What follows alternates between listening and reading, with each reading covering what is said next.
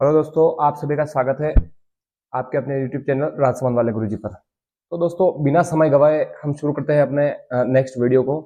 दोस्तों, आज का वीडियो जो है वो भारत के संवैधानिक इतिहास के ऊपर है कि किस प्रकार भारत का जो वर्तमान संविधान है वो संविधान किन किन परिस्थितियों से गुजरा और आखिरकार ऐसा रूप संविधान का हमें देखने को मिला। हम बात करेंगे ईस्ट इंडिया कंपनी से, उसके बाद ईस्ट इंडिया कंपनी। ये वीडियो दोस्तों दो पार्ट में होगा कि जो ब्रिटिश ताज था उसके शासन से पहले का, ठीक है, 1973 से लेके 1858 से पहले का अलग एक पार्ट बनाएंगे और 1858 के बाद में 1947 तक का एक अलग वीडियो बनाएंगे। तो इस संवैधानिक इतिहास में हमें देखने को मिलेगा कि किस प्रकार एक एक कानून नियम बनाए गए ब्रिटिश ईस्ट इंडिया कंपनी के द्वारा, और फिर 1857 की क्रांति जो हुई उस क्रांति के बाद किस प्रकार से ब्रिटिश ईस्ट इंडिया कंपनी का शासन खत्म हो गया और जो ब्रिटिश का ताज कहते हैं या ब्रिटिश की साम्राज्य जो है तो उनके हाथों में सीधा अपने भारत का शासन चला गया।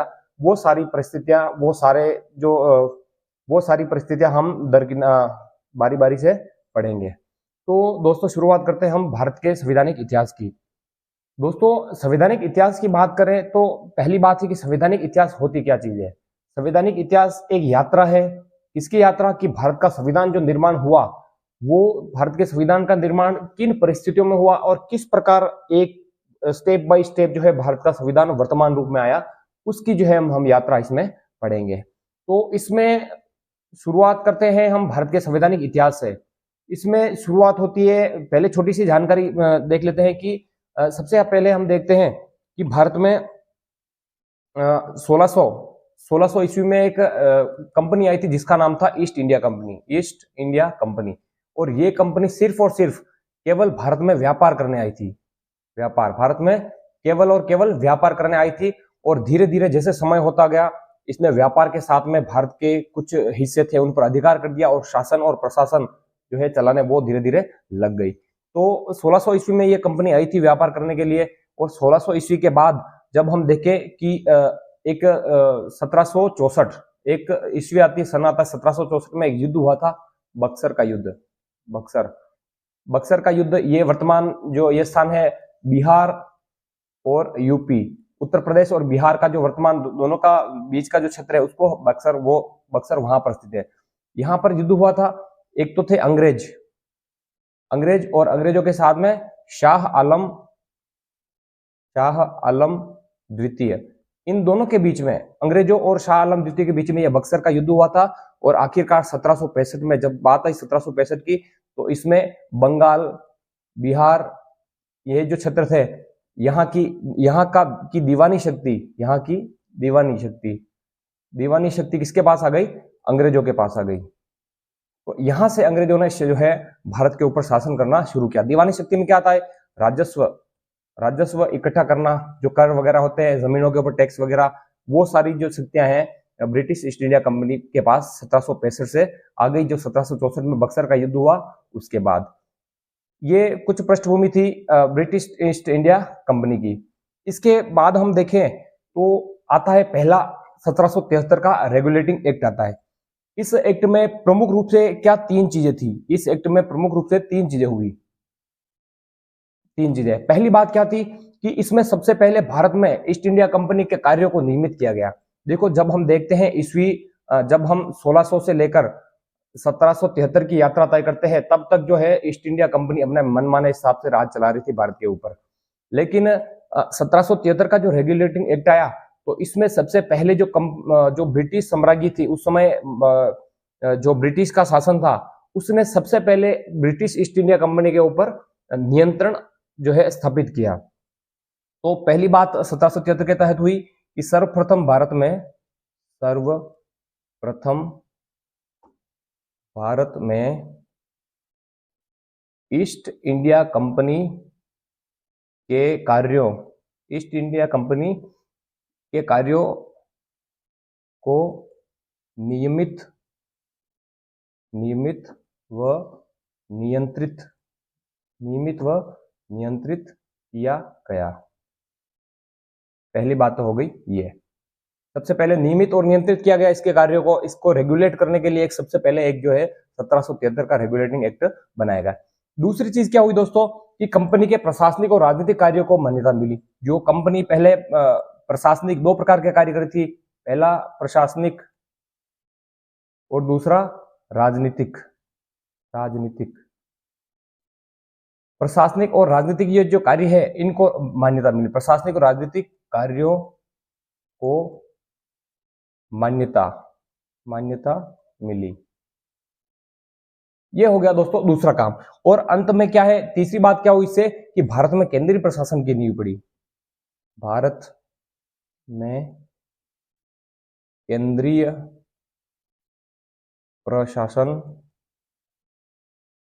की नींव पड़ी। दोस्तों इस 1773 के रेगुलेटिंग एक्ट के तहत सबसे पहले भारत में ईस्ट इंडिया कंपनी के कार्यों को नियमित और नियंत्रित किया गया, क्योंकि पहले अनियंत्रित तरीके से जो है राज्य या शासन कर रही थी भारत के ऊपर। दूसरी बात कि प्रशासनिक और राजनीतिक कार्य जो थे उसको सबसे पहले मान्यता मिली 1773 के रेगुलेटिंग एक्ट के तहत। और तीसरी सबसे बड़ी मेन चीज कि भारत में केंद्रीय प्रशासन की नींव पड़ी। केंद्रीय प्रशासन हम देखें भारत में खूब अलग अलग प्रकार के राजा थे, देशी रियासतें थी, रजवाड़े थे, तो वो सारे अलग अलग क्षेत्रों पर राज किया करते थे। लेकिन जब ईस्ट इंडिया कंपनी आई तो सबके ऊपर हो गई ईस्ट इंडिया कंपनी, और वो जो सारे राजा महाराजा थे वो किसके लिए काम करने लगे, ब्रिटिश ईस्ट इंडिया कंपनी के। तो ये एक केंद्रीय स्थिति बन गई भारत में शासन करने की। ये तो कुछ हम देखते हैं फैक्ट है जो 1773 के रेगुलेटिंग एक्ट के तहत ये चीजें हुई। अब हम इस रेगुलेटिंग एक्ट की कुछ विशेषताएं देखेंगे कि इस रेगुलेटिंग एक्ट के तहत क्या क्या चीजें भारत में हुई। इसमें हम मुख्य रूप से 5 चीजें हम इसमें पढ़ेंगे। इसमें हम पहला देखें कि उच्चतम न्यायालय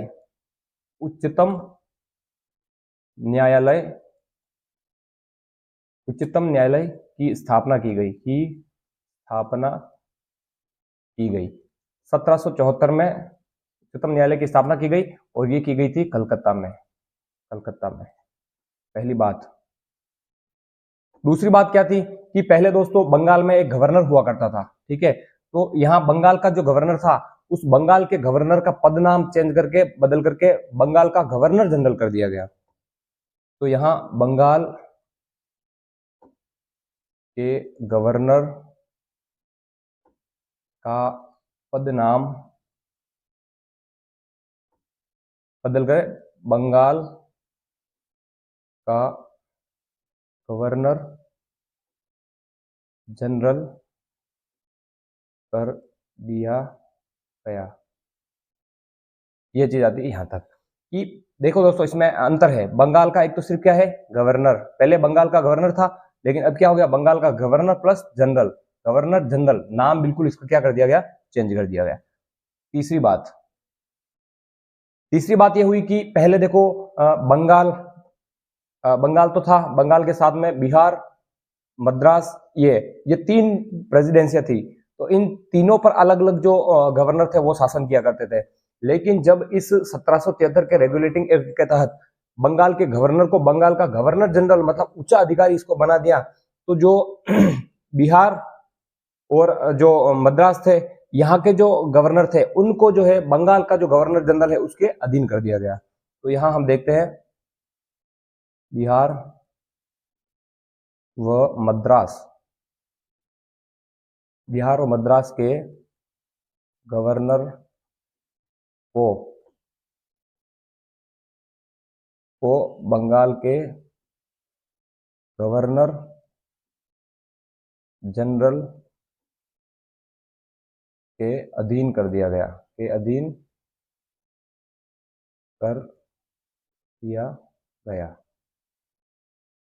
ये हुई तीसरी बात।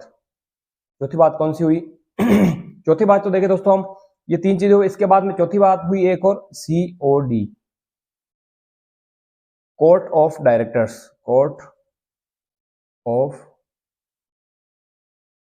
डायरेक्टर्स। इस रेगुलेटिंग एक्ट के तहत कोर्ट ऑफ डायरेक्टर्स का गठन किया गया कि कुछ व्यक्ति जो है या कुछ अधिकारी कोर्ट ऑफ डायरेक्टर्स का गठन करके उस कुछ अधिकारियों को भारत में भेजा गया, और वो क्या करेंगे कि जो भारत में ब्रिटिश भारत जो है उनके ऊपर जो है बिल्कुल नियंत्रण का काम ये करेंगे। जो कंपनी किस प्रकार से कार्य कर रही है, किस प्रकार की उसकी कार्य प्रगति है, उसके ऊपर नियंत्रण या हम कह सकते हैं उसके ऊपर ध्यान रखने के लिए जो है कोर्ट ऑफ डायरेक्टर्स की स्थापना की गई। एग्जाम में प्रश्न आते हैं ऐसे कि कोर्ट ऑफ डायरेक्टर्स की स्थापना किस अधिनियम के तहत की गई, तो 1773 के रेगुलेटिंग एक्ट के तहत।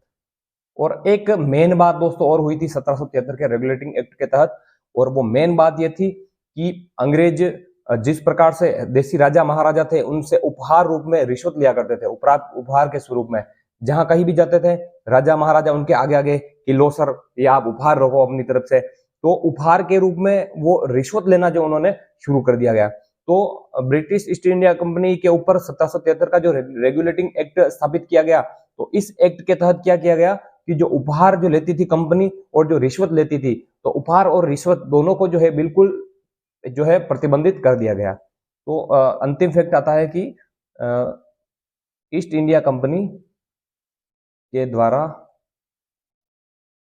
ईस्ट इंडिया कंपनी के द्वारा लिए जाने वाले उपहार व रिश्वत को पूर्णतः प्रतिबंधित कर दिया गया। तो दोस्तों ये 5 बड़े फैक्ट्स हैं, जो ये 5 फैक्ट्स जो है बड़े 1773 के रेगुलेटिंग एक्ट से संबंधित है। इनको एज इट इज अपने को याद करना है। एग्जाम में सीधा इसमें ऐसा पूछा जाता है कि 1773 के रेगुलेटिंग एक्ट में की निम्न में से कौन सी विशेषता है या कौन सी विशेषता नहीं है, तो इनको बिल्कुल इसी क्रम में अपने को याद करना है। इसके बाद दोस्तों आती है बात ट्रिक की, कि हम ट्रिक के माध्यम से इसको हम कैसे सीख सकते हैं। तो ट्रिक कुछ इस प्रकार है। ऊन्या गज्जू के अधीन और कोड क्या है, कोड है रिश्वत लेना। ठीक है दोस्तों, ट्रिक की बात ऊनिया, हमारे यहाँ जो गडरिये होते हैं, गडरिये का जो बच्चा होता है ना, इस प्रकार से लगभग इस प्रकार से एक बच्चा होता है गडरिये का, उसको हम कहते हैं ऊनिया, है ना। तो ऊनिया किसके अधीन हो गया, गज्जू के अधीन हो गया। ऊनिया गज्जू के अधीन, ऐसे लाइन से याद करनी है, ऊनिया गज्जू के अधीन, कोड है रिश्वत लेना, ठीक है। ऊनिया गज्जू के अधीन और कोड है रिश्वत लेना। अगर ये ट्रिक आपने समझ ली तो इस ट्रिक के द्वारा आप जो है 1773 के रेगुलेटिंग एक्ट की सारी जो प्रावधान है, सारी विशेषता उसको आप समझ लेंगे। ऊनिया का मतलब क्या है, उच्चतम न्यायालय की स्थापना की गई 1774 में कलकत्ता में। गज्जू का मतलब क्या है कि जो गवर्नर था उसका नाम बदल के गवर्नर जनरल कर दिया गया बंगाल के। उसके बाद अधीन की जो बिहार और मद्रास के जो गवर्नर थे उनको बंगाल के गवर्नर जनरल के अधीन कर दिया गया। सीओडी कोर्ट ऑफ डायरेक्टर्स की स्थापना की गई और रिश्वत लेना या उपहार लेना जो चीजें थी उनको पूर्ण रूप से जो है प्रतिबंधित कर दिया गया। तो आप फैक्चुअली पढ़े तो भी ठीक है, स्ट्रिक्ट से पढ़े तो भी ठीक है। इसके बाद दोस्तों जस्ट आता है पिट्स इंडिया एक्ट। ये पिट्स इंडिया एक्ट आता है 1784 में। इससे पहले दोस्तों एक महत्वपूर्ण फैक्ट और आता है कि 1781 में एक एक्ट आया था जिसको कहते हैं सेटलमेंट एक्ट ऑफ इंडिया। ये जो 1773 का जो रेगुलेटिंग एक्ट था उसमें कुछ कमियां रह गई थी, तो उन कमियों को पूरा करने के लिए 1781 में एक्ट आया था जिसको हम सेटलमेंट एक्ट ऑफ इंडिया के नाम से जानते हैं। केवल नाम से याद रखना है और ईयर सन याद रखना है अपने को कि सेटलमेंट ऑफ इंडिया एक्ट कब आया था, 1781 में। इसके बाद जो पिट्स इंडिया एक्ट आता है। अब पिट्स इंडिया एक्ट का मतलब क्या होता है, पिट्स, क्योंकि 1784 के इस समय की बात हो रही, तो इस समय जो ब्रिटेन है वहां के प्रधानमंत्री थे, उनका नाम था पिट, और पिट ने ये एक्ट जारी किया था, तो इसको पिट्स एक्ट ऑफ इंडिया कहा जाता है। इसमें क्या हुआ था कि इसमें ये बहुत महत्वपूर्ण अधिनियम है और इसमें कंपनी के व्यापारिक और राजनीतिक कार्य जो थे उनको अलग अलग कर दिया गया। इसकी पहली विशेषता है कि इसमें इसके अंतर्गत कंपनी, ईस्ट इंडिया कंपनी है ना, ईस्ट इंडिया कंपनी के व्यापारिक व राजनीतिक कार्यों को अलग कर दिया गया। भाई पहले जो कंपनी व्यापारिक कार्य, व्यापार संबंधी जो कार्य थे वो भी पहले कंपनी के द्वारा किए जाते थे, और राजनीतिक कार्य जो है वो भी कंपनी के द्वारा किए जाते थे। लेकिन यहाँ पर जो है ये पिट्स जो था इसने एक एक्ट लेके आया ये, और इसके द्वारा व्यापारिक कार्यों को अलग कर दिया गया कि व्यापारिक कार्य अलग होंगे, अलग लोग करेंगे, और राजनीतिक कार्य जो है वो भी अलग लोग करेंगे। ये विशेषता हो गई इसकी पिट्स इंडिया एक्ट की पहली विशेषता। उसके बाद हम देखें कि कंपनी को व्यापारिक मामलों की अनुमति तो दे दी, लेकिन प्रशासनिक मामलों के लिए बोर्ड ऑफ कंट्रोल की स्थापना की गई। अब यहां पर हमने देखा कि व्यापारिक कार्य और राजनीतिक कार्य दो प्रकार के कार्य हो रहे हैं, लेकिन जब इसके द्वारा एक इसमें आ रहा है बीओसी, बीओसी, ठीक है, board of control, control, board of control की इसमें स्थापना की गई, जिसको हम कहते हैं नियंत्रण बोर्ड, नियंत्रण बोर्ड। प्रश्न आते हैं कि नियंत्रण बोर्ड की स्थापना किस अधिनियम के तहत की गई, या बोर्ड ऑफ कंट्रोल की बात करते हैं तो 1784 की पिट्स इंडिया एक्ट।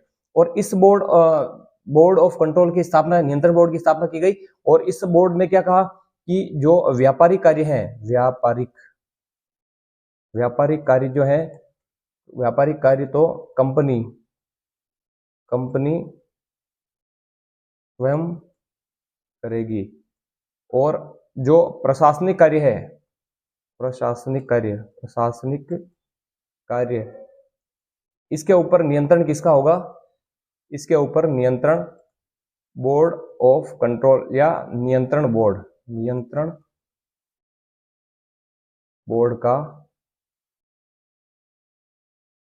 नियंत्रण रहेगा,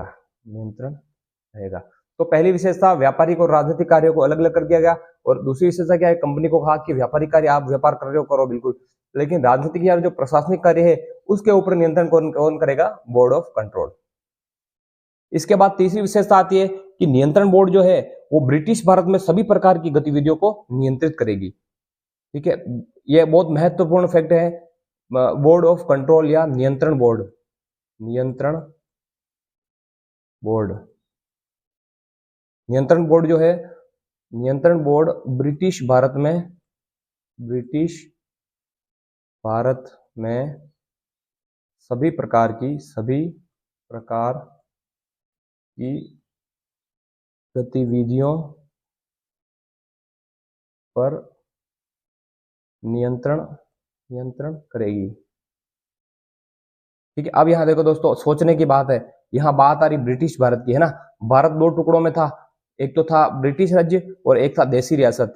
ये था देसी रियासतों वाला भारत, और ये था ब्रिटिश भारत।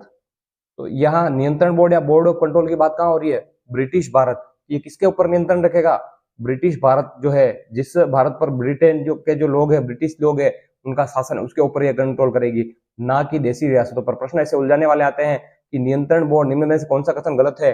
नियंत्रण बोर्ड जो है वो देसी भारत या फिर देसी रियासतों वाला भारत जो है उसके ऊपर, उसकी सारी गतिविधियों पर ध्यान रखेगा, ये ऑप्शन गलत है। या ऐसे आता है कि संपूर्ण भारत पर करेगा, यह भी गलत है। सही क्या होगा कि जो ब्रिटिश भारत है उसके ऊपर नियंत्रण का काम कौन करेगा, बोर्ड ऑफ कंट्रोल। इसके बाद हम नेक्स्ट चलते हैं आगे।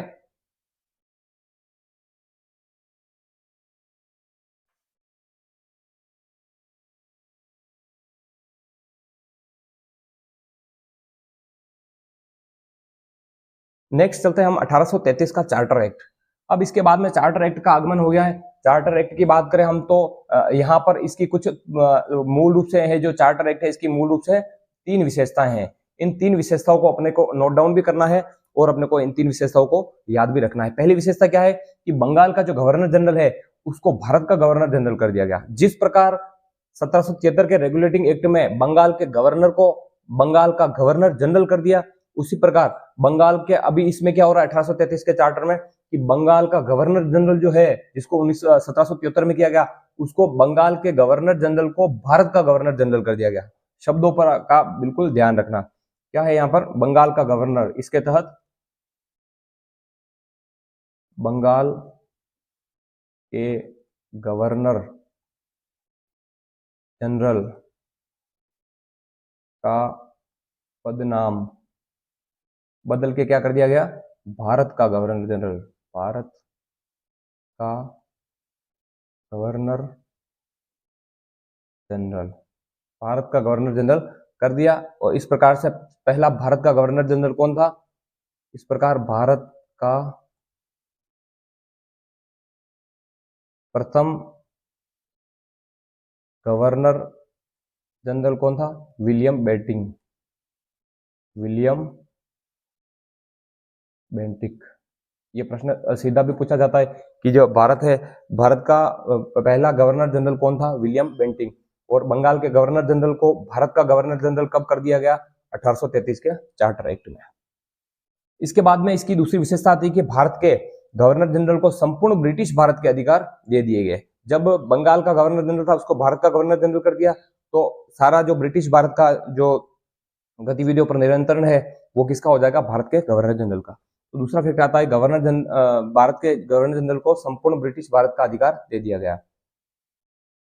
भारत के गवर्नर जनरल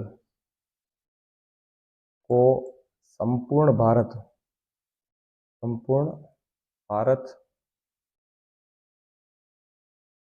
का अधिकार दे दिया गया।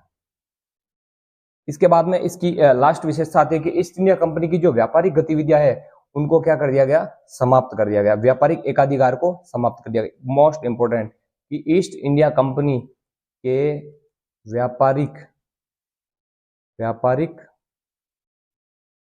एकाधिकार को समाप्त कर दिया गया।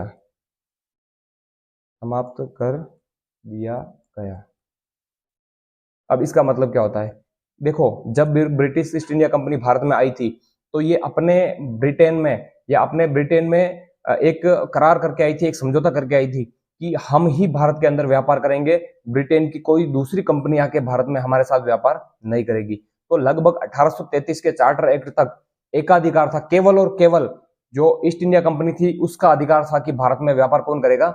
हम करेंगे। लेकिन भारत को इतना लूटा उन्होंने, भारत से इतना फायदा हुआ उनको कि जो ब्रिटेन की जो अदर कंपनियां थी और अन्य कंपनियां थी वो भी चाहती थी कि हम भारत में जाकर के क्या करें? व्यापार करें और लाभ कमाएं। तो इस हिसाब से जो ईस्ट इंडिया कंपनी था उसका व्यापार का एक अधिकार था कि केवल और केवल ब्रिटिश ईस्ट इंडिया कंपनी है जो ही भारत में शासन करेगी। इस एकाधिकार को जो है समाप्त कर दिया गया। और कब समाप्त किया? 1833 के चार्टर के एक्ट के तहत। तो ये महत्वपूर्ण 1833 का जो चार्टर एक्ट था, या हम कहते हैं एक अधिनियम था, एक कानून था, उस कानून के द्वारा ये तीन चीजें हैं जो भारत में की गई। दोस्तों, इसके बाद में एक आता है चार्टर एक्ट, वो है 1853 का चार्टर एक्ट। इस चार्टर एक्ट की मुख्य रूप से चार विशेषताएं हैं। इन चारों विशेषताओं को हम अच्छे से पढ़ेंगे। इसमें देखते हैं हम पहली विशेषता क्या है। इसमें क्या होता है दोस्तों? गवर्नर जनरल के जो विधायी और प्रशासनिक कार्य थे उनको अलग अलग कर दिया गया। पहली बात, इसमें गवर्नर जनरल के विधायी कार्यों व प्रशासनिक कार्यों को अलग अलग कर दिया गया।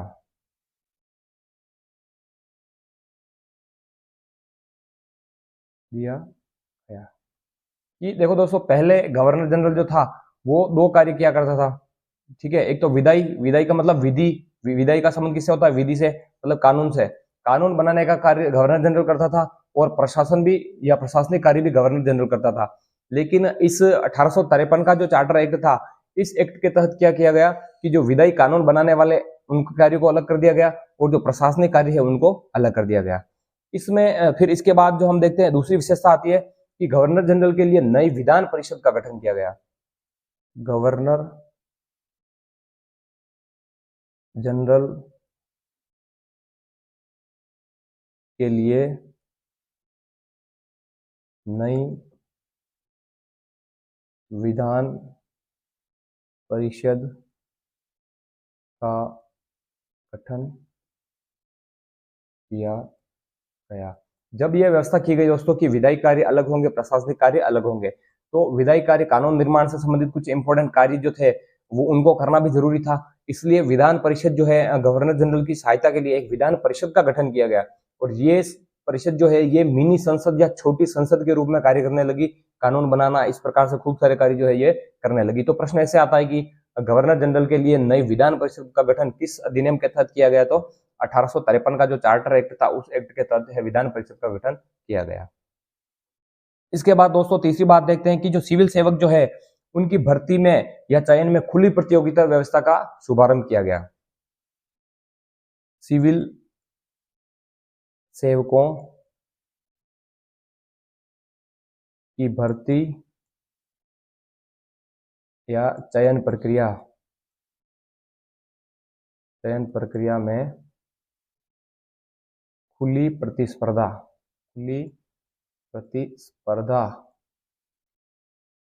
या जिसको हम प्रतियोगिता पे कहते हैं, प्रतिस्पर्धा या प्रतियोगिता का शुभारंभ किया गया। दोस्तों इस एक्ट के तहत क्या हुआ, जो सिविल सेवक है ना, अखिल भारतीय सेवा जो वर्तमान में हम कहते हैं जैसे आईएएस है, आईपीएस है, आरएस वगैरह है, तो इनके सिविल सेवकों की भर्ती पहले क्या होता था कि सिर्फ अंग्रेज अधिकारी करते थे और अपने हिसाब से मनोनीत कर लेते थे कि उनके खुद के जो आदमी होते थे उनको सिविल नौकरी दे देते, सिविल सेवक बना देते थे। लेकिन जो 1853 का एक्ट है उसमें व्यवस्था की गई कि इनकी भर्ती होगी और जिसमें क्या होगी, खुली प्रतिस्पर्धा होगी या प्रतियोगिता होगी। अब जो है लोग एग्जाम देकर, जिसमें जितना हुनर होगा एग्जाम देकर के वो इस सिविल सेवा में आ सकेंगे। बाकी इससे पहले केवल अंग्रेज अधिकारी थे उनको ही सिविल सेवक बनाया जाता था। लेकिन एक अच्छी शुरुआत जो है इसकी ये जो है हमें इस 1853 के चार्टर एक्ट में देखने को मिलती है कि सिविल सेवक जो है आईएएस और आरएस जो प्रशासनिक अधिकारी जो थे उनके चयन में, उनकी भर्ती करने में खुली प्रतिस्पर्धा, जिस प्रकार वर्तमान में कंपटीशन एग्जाम्स होते ना कि आरएस के इतने पद है, आईएएस के इतने पद है, आप खुली प्रतिस्पर्धा है, आप एग्जाम दे करके अपना एग्जाम क्लियर करके आप जो है सिविल सेवक बनो। इसी प्रकार की ये जो खुली प्रतियोगिता है वो उस समय 1853 के चार्टर के एक्ट के तहत जो है इसको शुरू कर दिया गया था। और इस अधिनियम की अंतिम बात आती है लास्ट की, जो प्रथम बार भारतीय केंद्रीय विधान परिषद में स्थानीय प्रतिनिधित्व को प्रारंभ किया गया है ना। भारतीय केंद्रीय विधान परिषद जो थी इसमें प्रथम बार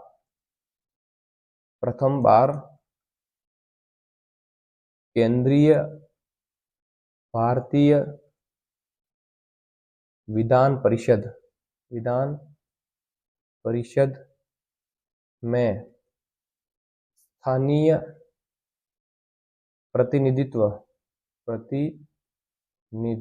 स्थानीय प्रतिनिधित्व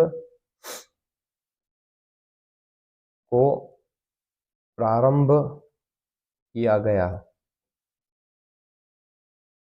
ठीक है, हमने देखा यहां पर देखो कि जो विधान परिषद है इसका गठन किया गया, विधान परिषद का गठन।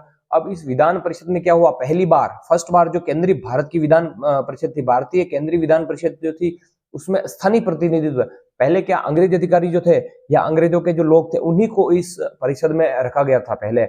लेकिन इस 1853 के चार्टर एक्ट में एक व्यवस्था की गई और इसमें जो है स्थानीय लोग जो थे, मतलब भारत के जो लोग थे उनको भी 6 सदस्य नए चुने थे। उन 6 सदस्यों में से जो 4 सदस्य थे वो अपने स्थानीय, अपने भारत से उन्होंने लिए गए। तो ये एक अच्छी बात है कि इस एक्ट के तहत कुछ जो है अच्छी चीजें देखने को हमें मिली। जैसे हम देखते हैं सिविल सेवकों की भर्ती, प्रश्न आता है ऐसे कि सिविल सेवकों की खुली प्रतिस्पर्धा किस अधिनियम के तहत या किस एक्ट के तहत हुई? तो 1853 का एक्ट। प्रथम बार स्थानीय प्रतिनिधित्व विधान परिषद में, केंद्रीय भारतीय विधान परिषद जो है उसमें स्थानीय प्रतिनिधित्व का शुभारंभ कब किया गया? तो ये भी 1853 के अंतर्गत किया गया। तो ये 4 विशेषताएं हैं मुख्य रूप से।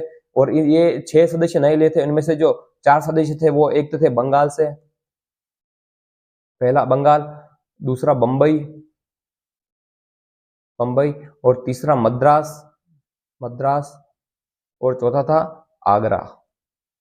ये इन 4 जगहों से स्थानीय प्रतिनिधित्व के रूप में जो है 4 सदस्यों को यहाँ पे चुना गया। ये बात होती है 1853 के चार्टर एक्ट की। दोस्तों ये हो गया अपना जो 1858 का जो ब्रिटिश ताज का शासन है उससे पहले का। हम देखते हैं कि देखो सबसे पहले शुरुआत होती है 1773 के रेगुलेटिंग